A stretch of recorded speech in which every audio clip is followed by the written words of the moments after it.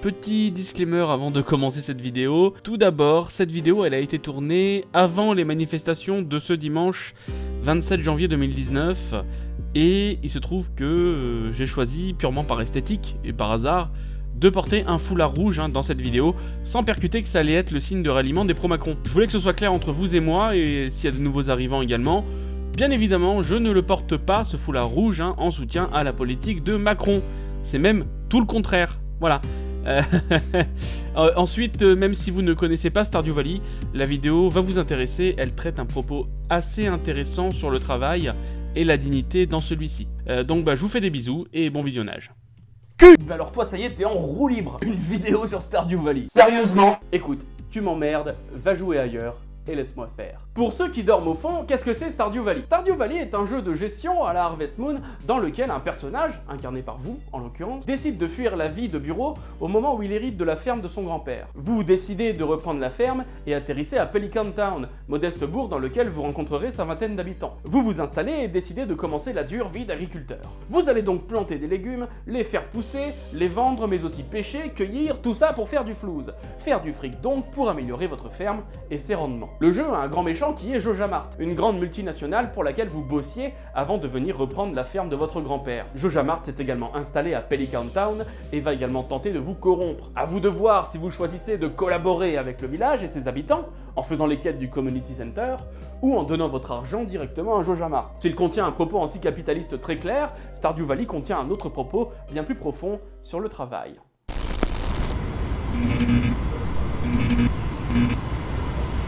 Dans Stardew Valley, il y a 4 personnages qui sont particulièrement intimes avec les notions de travail et capitalisme. Maurice, le gérant de Jojamart, Pierre, le tenant du shop de graines, Shane, un employé de Jojamart, et le joueur. Intéressons-nous donc à ceci.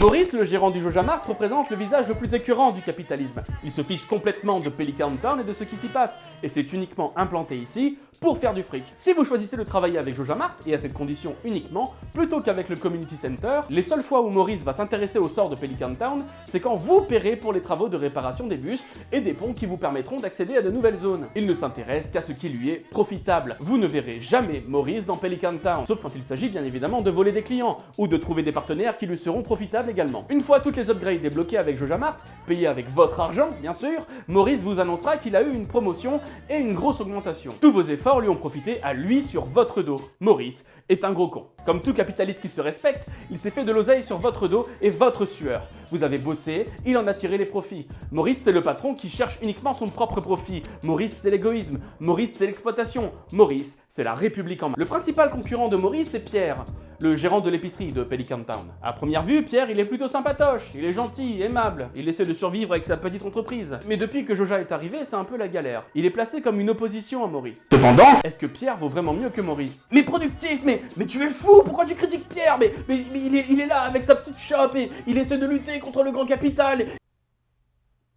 Calme-toi.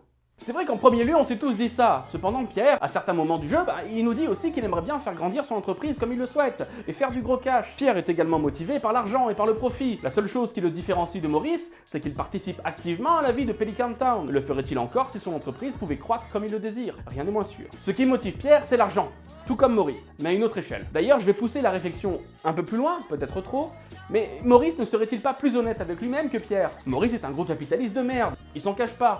Pierre, il est un peu plus comme tous ceux qui n'ont pas encore déconstruit le schéma sociétal qui nous est imposé depuis notre naissance. Étudie, travaille, génère du fric et meurt. On pourrait même en venir à se demander s'il ne prend pas part à la vie communautaire juste pour s'assurer d'avoir des clients. Pierre fait partie des gens qui pensent avoir réussi à tirer leur épingle du jeu du capitalisme. C'est la classe moyenne dans toute sa splendeur. Entendons maintenant sur un personnage qui, à mon sens, est bien plus profond qu'il n'en a l'air. Shane. Shane est probablement mon personnage préféré du jeu parce que c'est LE personnage qui donne un sens très profond au jeu concernant la vision du travail. Shane est donc le neveu de Marnie, la propriétaire du ranch de la ville, le parrain de la petite Jas et manutentionnaire chez Jojamart. Si vous pensiez que Stardew Valley c'est que de la mignonitude et que du coup il ne peut pas vraiment y avoir de sens dans un tel jeu, préparez-vous. Shane c'est pas la super joie, il est dépressif, alcoolique et suicidaire. À plusieurs moments du jeu, vous le retrouverez complètement pété à la binouse, la tête la première dans son dégueulis. Ah bah ça y est, ça parle de vomi. Ah bah on te retrouve bien là, productif. On peut pas tenir plus de 2 vidéos sans que ça parle de pipi, de caca, de vomi. Shane, à un moment, va même tenter de se suicider. Et c'est vous qui allez le sauver. En réalité, Shane en a marre de son existence. Il se lève, bosse à JojaMart, il va dormir, et bis repetita. Il a l'impression de vivre pour rien. Shane se rend compte que sa vie est vide de sens. Son travail le déprime car il est vide de sens. Ce qui manque à la vie de Shane, c'est du sens et de l'accomplissement. À partir du moment où vous lui faites se rendre compte de son importance vis-à-vis de sa filleule, et qu'il se met à s'investir dans le ranch de Marnie, il se met subitement à reprendre goût à la vie. Shane guérit pleinement d'ailleurs si vous l'épousez. Il se met à s'occuper de vos poules et trouve un réel sens à sa vie. Le travail de Shane est tellement abrutissant qu'il en oublie que ses proches tiennent à lui. Ce qui nuit à Shane, c'est que son travail est aliénant. Il n'en voit pas le but.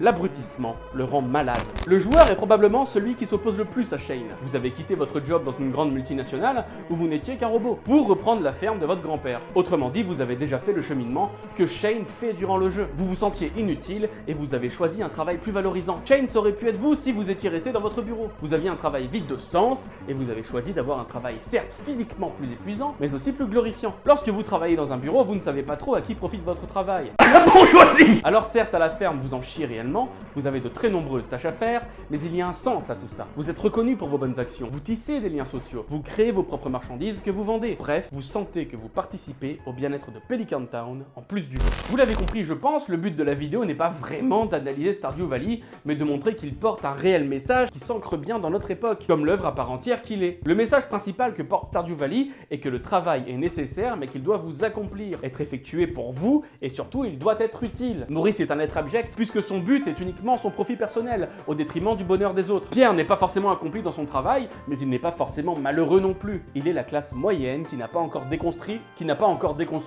Merde! Pas possible ça! Il est la classe moyenne qui n'a pas encore déconstruit ce qui lui a été inculqué, qui est en train de le faire, si tant est qu'il ne participe pas à la vie communautaire juste pour son propre profit. Shane est l'employé dont le travail vide de sens ruine la vie. C'est le prolétaire du jeu, exploité pour le profit de Maurice. Et comme beaucoup de prolétaires exploités à travers le monde, sa vie n'a pas de sens. Il est dépressif et au bord du suicide. Il n'ira mieux qu'en trouvant un sens à sa vie. Enfin, le joueur représente l'accomplissement au travail et surtout la nécessité de l'utilité de celui-ci. Vous avez un travail quasiment parfait qui vous accomplit, qui vous permet d'avoir un revenu important et qui est utile à la communauté. Si par contre vous faites le choix au début du jeu de vous associer avec JojaMart, vous ne luttez plus contre ce modèle que vous avez fui au début du jeu et vous finissez même par l'embrasser. Ce sont vos choix en tant que joueur qui décident de l'avenir de Pelican Town, tout comme ce sont nos choix quotidiens qui influent sur notre vie et le futur de celle-ci. Le propos de Stardew Valley sur le travail passe trop souvent inaperçu, alors que le jeu nous invite à nous interroger réellement sur notre rapport au travail. Pourquoi et pourquoi travaillons-nous? Pour qui? Que cherchons-nous à travers le travail? Faites le test, posez-vous ces questions. Est-ce que vous travaillez pour l'argent ou pour le sentiment d'utilité que ça vous procure? Aimez-vous vraiment votre travail? Est-ce que vous rentrez chez vous le soir avec un sentiment d'accomplissement? Avez-vous le sentiment d'être à votre place? Et si vous faites ça juste pour subsister, est-ce vraiment une vie? Si vous avez d'autres ressentis sur cette analyse, n'hésitez pas à en débattre dans les commentaires.